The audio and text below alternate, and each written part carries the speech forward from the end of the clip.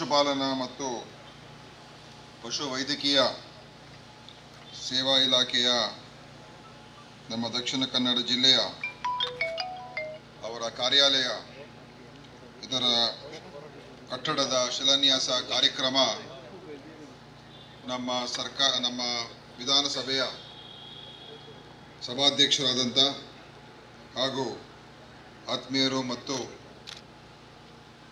ಮುತ್ಸದ್ದಿ ನಾಯಕರಾದಂಥ ಸನ್ಮಾನ್ಯ U T Khader ಅವರೇ ಹಾಗೂ ನಮ್ಮ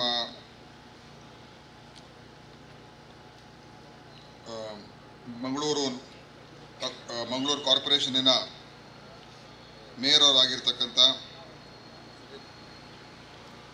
ಸನ್ಮಾನ್ಯ ಸುಧೀರ್ ಶೆಟ್ಟಿಯವರೇ ಹಾಗೂ ಮಹಾಪೌರರು ಮತ್ತು ನಮ್ಮ ಜೊತೆಯಲ್ಲಿ ಆಗಮಿಸಿರುವ ದಕ್ಷಿಣ ಕನ್ನಡ ಜಿಲ್ಲೆಯವರೇ ಮತ್ತು ಒಳ್ಳೆಯ ಮುತ್ಸದ್ದಿ ಹಾಗೂ ಶಿಕ್ಷಣ ತಜ್ಞರು ಒಬ್ಬ ಬುದ್ಧಿಜೀವಿಗಳು ಆದಂಥ ಸನ್ಮಾನ್ಯ ಪ್ರೊಫೆಸರ್ ರಾಧಾಕೃಷ್ಣ ಅವರೇ, ನಮ್ಮ ವಿರೋಧ ಪಕ್ಷದ ನಾಯಕರಾಗಿರ್ತಕ್ಕಂಥ ಪ್ರವೀಣ್ ಆಳ್ವಾರ್ ಅವರೇ ಹಾಗೂ ವೇದಿಕೆ ಮೇಲೆ ನಮ್ಮ ಎಲ್ಲ ಅಧಿಕಾರಿಗಳೇ, ಜಿಲ್ಲಾಧಿಕಾರಿಗಳೇ, ಜಿಲ್ಲಾ ಪಂಚಾಯಿತಿಯ CEO ಇವತ್ತು ಅವರ ಅನುದಾನ ಅಡಿಯಲ್ಲಿ ಈ ಕಾಮಗಾರಿ ಪ್ರಾರಂಭ ಆಗ್ತಾ ಇದೆ. ಅತ್ಯಂತ ಸಂತೋಷ ಆಗ್ತಾ ಇದೆ ಇವತ್ತು ಈ ಒಂದು ಕಾರ್ಯಕ್ರಮದಲ್ಲಿ ಭಾಗವಹಿಸುವಂಥ ಅವಕಾಶ. ಕ್ಷಮಿಸಬೇಕು, ಸ್ವಲ್ಪ ತಡವಾಗಿ ಬಂದಿರತಕ್ಕಂಥ ಮಾನ್ಯ ಸ್ಪೀಕರ್ ಅವರನ್ನು ಕೂಡ ನಾವು ಭಾಳ ಹೊತ್ತು ಇಲ್ಲೇ ಅವರನ್ನು ನಾವು ಇಟ್ಕೊಂಡಿದ್ದೇವೆ. ಯಾಕೆಂದರೆ ಸುಳ್ಯದಲ್ಲಿ ಇವತ್ತು ಕಾರ್ಯಕ್ರಮಗಳು ಭಾಳ ನಮ್ಮ ಜನತಾ ದರ್ಶನ ಕಾರ್ಯಕ್ರಮ ಭಾಳ ಸಮಯ ತೆಗೆದುಕೊಳ್ತು. ಆದ್ದರಿಂದ ಅಲ್ಲಿಂದ ಹೊರಡೋಷ್ಟೊತ್ತಿಗೆ ಲೇಟ್ ಆಗೋಯಿತು. ಆದರೂ ಇವತ್ತು ಈ ಕಾರ್ಯಕ್ರಮದ ಎಲ್ಲರೂ ಭಾಳ ತಾಳ್ಮೆಯಿಂದ ಎಲ್ಲರೂ ಕೂಡ ಸೇರಿ ಈ ಶಿಲಾನ್ಯಾಸ ಸಮಾರಂಭವನ್ನು ಯಶಸ್ವಿಯಾಗಿ ಮಾಡಿಕೊಟ್ಟಿದ್ದಕ್ಕೆ ಇಲಾಖೆಯ ಎಲ್ಲ ಸಿಬ್ಬಂದಿಯವರಿಗೆ ಮತ್ತು ಈ ಸಮಾರಂಭದಲ್ಲಿ ಉಪಸ್ಥಿತಿರ್ತಕ್ಕಂಥ ಎಲ್ಲ ಗಣ್ಯರಿಗೆ ನನ್ನ ಪರವಾಗಿ ಹೃತ್ಪೂರ್ವಕವಾದಂಥ ಅಭಿನಂದನೆಗಳನ್ನು ಸಲ್ಲಿಸ್ತಾ ಇದ್ದೀನಿ. ಇಲ್ಲಿಯ ಶಾಸಕರು ಕೂಡ ಬಂದು ಹೋದರು ಅಂತ ಹೇಳಿದ್ರು, ಯಾಕಂದರೆ ಬಹುಶಃ ತಡ ಆಯಿತು. ನಮ್ಮ ವೇದವ್ಯಾಸ್ ಕಾಮತ್ ಅವರು ಇವತ್ತು ಯಾವುದೇ ಒಂದು ಕಚೇರಿ ಅಥವಾ ಯಾವುದೇ ಒಂದು ಇಲಾಖೆ ಚೆನ್ನಾಗಿ ನಡಿಬೇಕಾದ್ರೆ ವಾತಾವರಣ ಕೂಡ ಚೆನ್ನಾಗಿರಬೇಕು. ಇರುವಂಥ ವ್ಯವಸ್ಥೆಗಳು ಒಳ್ಳೆಯ ರೀತಿಯ ವ್ಯವಸ್ಥೆಗಳಿದ್ದರೆ ಕೆಲಸ ಮಾಡೋರಿಗೂ ಕೂಡ ಒಂದು ಸ್ಫೂರ್ತಿ ಇರ್ತದೆ. ಅವರ ಕಚೇರಿ, ಅಲ್ಲಿರುವಂಥ ಕಟ್ಟಡ, ಆ ಕಟ್ಟಡದಲ್ಲಿರುವಂಥ ಒಂದು ವಾತಾವರಣ ಇದೆಲ್ಲ ಪೂರಕವಾಗಿರಬೇಕು. ಒಂದು ಒಳ್ಳೆಯ ಬಿಲ್ಡಿಂಗ್ ಸಿಕ್ಕಿದ ತಕ್ಷಣ ಎಲ್ಲ ಚೆನ್ನಾಗಾಗುತ್ತೆ ನಾನು ಹೇಳೋದಿಲ್ಲ. ಯಾಕಂದರೆ ಅಂತಿಮವಾಗಿ ಯಾರು ಕಾರ್ಯನಿರ್ವಹಣೆ ಮಾಡ್ತಾರೆ ಅವ್ರಿಗೆ ಪ್ರಥಮವಾಗಿ ಆಸಕ್ತಿ ಇರಬೇಕು, ಪ್ರಾಮಾಣಿಕತೆ ಇರಬೇಕು ಮತ್ತು ನಾವು ನಮ್ಮ ಜವಾಬ್ದಾರಿಯನ್ನು ನಮಗೆ ಸಿಕ್ಕಿರುವಂಥ ಅವಕಾಶದಲ್ಲಿ ನಾವು ಯಶಸ್ವಿಯಾಗಿ ಕೆಲಸ ಮಾಡಬೇಕು ಅಂತ ಒಂದು ಉತ್ಸಾಹ ಮತ್ತು ಆ ಒಂದು ಬದ್ಧತೆ ಇರಬೇಕು.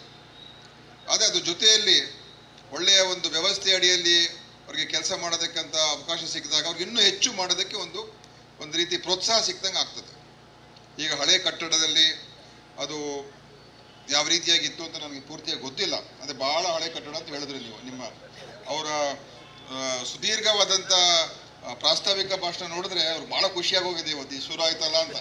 ಯಾಕಂದ್ರೆ ಅಷ್ಟೊಂದು ಹೇಳಿದ್ರು ಅವರು, ನಾವು ಕಟ್ಟಡದ ಇತಿಹಾಸ ಹೇಳಿದ್ರು, ಇಷ್ಟು ಹಳೆಯ ಕಟ್ಟಡ ಅಂತ ಹೇಳಿದ್ರು. ಸೊ ಅದರಿಂದ ಅವರು ಆ ಒಂದು ಮಾತುಗಳು ನನಗೇನು ಅನ್ಸುತ್ತೆ ಅಂತ ಹೇಳಿದ್ರೆ ಇದು ಅಂತಿಮವಾಗಿ ಇದೊಂದು ಶುರು ಆಗಿದೆ ಅಲ್ಲ ಅಂತ ಅವ್ರಿಗೆ ಸಂತೋಷ ಆಗೋಗಿದೆ ಇವತ್ತು. ಅದಕ್ಕೆ ಭಾಳ ಸುದೀರ್ಘವಾಗಿ ಅವರು ಹೇಳೋದು. ಖಂಡಿತ ಇವತ್ತು ಅದು ಬೇಕಾಗಿದೆ. ಇವತ್ತು ಈ ಒಂದು ಕಟ್ಟಡದ ಕಾಮಗಾರಿ ಚೆನ್ನಾಗಿ ನಡೀಲಿ.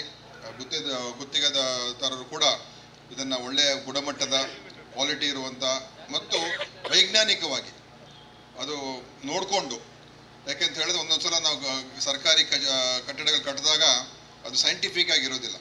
ಅದನ್ನು ನೋಡಿಕೊಂಡು ಅವಶ್ಯಕತೆ ಮತ್ತು ಪ್ರಯೋಜನ ಎರಡೂ ಇರುವಂಥ ರೀತಿಯಲ್ಲಿ ಕಟ್ಟಡವನ್ನು ನಿರ್ಮಾಣ ಮಾಡಬೇಕು ಅಂತ ಈ ಸಂದರ್ಭದಲ್ಲಿ ಹೇಳಿ ಆದಷ್ಟು ಬೇಗ ಇದನ್ನು ನೀವು ಮಾಡಿ.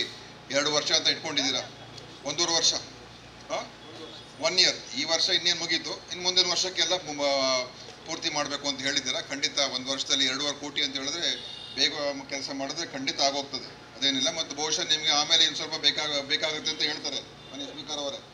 2.5 ಕೋಟಿ ಅಂತ ಹೇಳಿದರೆ ಖಂಡಿತವಾಗಿಯೂ ಇದು ಬೇಡಿಕೆ ಇಡ್ಬೋದು ಮುಂದಕ್ಕೆ ಅಂತ. ಆದರೆ ಬಿಲ್ಡಿಂಗ್ ಚೆನ್ನಾಗಿರ್ಬೇಕು, ಇಂಟೀರಿಯರ್ಸು ಚೆನ್ನಾಗಿರ್ಬೇಕು, ಫರ್ನಿಚರ್ ಎಲ್ಲ ಇರಬೇಕು. ಕೇವಲ ಕಟ್ಟಡ ಕಟ್ಬಿಟ್ಟು ಆಮೇಲೆ ಫರ್ನಿಚರ್ಗೆ ಏನು ಮಾಡಬೇಕಪ್ಪ, ಬೇರೆ ವ್ಯವಸ್ಥೆಗಳಿಗೆ ಏನು ಮಾಡಬೇಕಪ್ಪ ಅಂತ ಇರಬಾರ್ದು. ಎಲ್ಲವನ್ನು ಕೂಡ ಇರುವಂಥ ಅನುದಾನ ಮಾಡಿ, ಇನ್ನು ಹೆಚ್ಚು ಅನುದಾನ ಬೇಕಾಗಿದ್ದರೆ ಅದನ್ನು ಪ್ರತ್ಯೇಕವಾಗಿ ಕೇಳ್ಕೊಳ್ಳಿ. ಅದೇ ಈ 2 ಕೋಟಿಯಲ್ಲಿ ಎಲ್ಲ ಕೆಲಸಗಳಾಗಬೇಕು. ಆಯಿತಾ. ಸುಮ್ಮನೆ ಬಿಲ್ಡಿಂಗನ್ನು ಕಟ್ಬಿಟ್ಟು ಆಮೇಲೆ ಖಾಲಿ ಇಡುವಂಥದ್ದು ಆಗಬಾರ್ದು. ಸೊ ಆ ರೀತಿಯಾಗಿ ಕಟ್ಟಿ ಅಂತ ಈ ಸಂದರ್ಭದಲ್ಲಿ ಹೇಳಿ, ನಮ್ಮ ಪಶುಸಂಗೋಪಣೆ ಇಲಾಖೆ ಖಂಡಿತವಾಗಿಯೂ ಇದು ಪ್ರಮುಖ ಇಲಾಖೆ. ಈಗಾಗಲೇ ಸ್ಪೀಕರ್ ಅವರು ಹೇಳಿದ್ರು, ಮೇಯರ್ ಅವರು ಕೂಡ ಹೇಳಿದ್ದಾರೆ. ಯಾಕಂದರೆ ಜಾನುವಾರುಗಳು, ಪ್ರಾಣಿಗಳ ಒಂದು ಸಂರಕ್ಷಣೆ ಬಹಳ ಮುಖ್ಯ. ಇವತ್ತು ಮನುಷ್ಯ ಏನಂತ ಹೇಳಿದ್ರೆ ತನ್ನ ಒಂದು ವ್ಯವಸ್ಥೆಗೆ ಅನುಕೂಲ ಆಗುವಂಥ ರೀತಿಯಲ್ಲಿ ಇವತ್ತು ಈ ಒಂದು ಪೃಥ್ವಿಯನ್ನು ಎಲ್ಲವನ್ನು ಕೂಡ ಅವ್ರು ಹಿಡ್ತಕ್ಕೆ ತೊಗೊಂಡಿದ್ದೀವಿ. ನಾವು ಎಲ್ಲವನ್ನು ಹಿಡ್ತಕ್ಕೆ ತೊಗೊಂಡ್ಬಿಟ್ಟಿದ್ದೀವಿ. ಒಂದು ಫಿಗರ್ಸನ್ನು ಹೇಳ್ತೀನಿ ಮೊನ್ನೆ ಸ್ಪೀಕರ್ ಅವರೇ. ಈ ಟೋಟಲ್ ಪಾಪ್ಯುಲೇಷನ್ ಇದೆಲ್ಲ ಮ್ಯಾಮಲ್ಸ್ ಅಂದರೆ ಪ್ರಾಣಿಗಳು, ಆನೆಗಳು, ಸಿಂಹ, ಚಿರತೆ, ಹಸು, ಎಮ್ಮೆ, ಈ ಥರ ಏನು ಮ್ಯಾಮಲ್ಸ್ ಅಂತ ಏನು ಹೇಳ್ತೀವಿ. ಈ ಒಟ್ಟು ನಮ್ಮ ಪ್ರಪಂಚದಲ್ಲಿ ಮ್ಯಾಮಲ್ಸ್ ಪಾಪ್ಯುಲೇಷನ್ನು ಅದರಲ್ಲಿ 34% ಅಷ್ಟು ಮನುಷ್ಯರಿದ್ದಾರೆ. 34%. 62% ಅಂದರೆ ಯಾವ ಪ್ರಾಣಿಗಳು? ಹಸು, ನಮಗೆ ಬೇಕಾಗಿರುವಂಥ ಪ್ರಾಣಿಗಳು, ನಮಗೆ ಅವಶ್ಯಕತೆ ಇರುವಂಥ ಪ್ರಾಣಿಗಳು, ಲೈಫ್ ಸ್ಟಾಕ್ ಅಂತ ಏನು ಹೇಳ್ತೀವಿ ಅದಿದೆ. ಇನ್ನು ಉಳಿದಿರುವಂಥ ಪ್ರಾಣಿಗಳು ಕೇವಲ 4% ಇದೆ. ಅಂದರೆ ಇಡೀ ಒಂದು ಈ ವ್ಯವಸ್ಥೆ ನಮ್ಮ ಅನುಕೂಲಕ್ಕೋಸ್ಕರ ನಾವು ಇಟ್ಕೊಂಡ್ಬಿಟ್ಟಿದ್ವಿ. ಅದರಿಂದ ಅನೇಕ ಪ್ರಾಣಿಗಳು, ಅನೇಕ ಪಕ್ಷಿಗಳು, ಅನೇಕ ಎಲ್ಲ ಎಕ್ಸ್ಟಿಂಕ್ಟ್ ಆಗಿ ಹೊರಟೋಗ್ತದೆ. ದಿವಸ ಎಷ್ಟೋ ಪ್ರಾಣಿಗಳು. ಬಟ್ ಅದು ಬಿಡಿ, ಅದೊಂಥರ ಸೈನ್ಸ್ ವಿಚಾರ ಆಯಿತು. ಇಲ್ಲಿಗೇನದು ಪ್ರಸ್ತುತ ಅಲ್ಲ.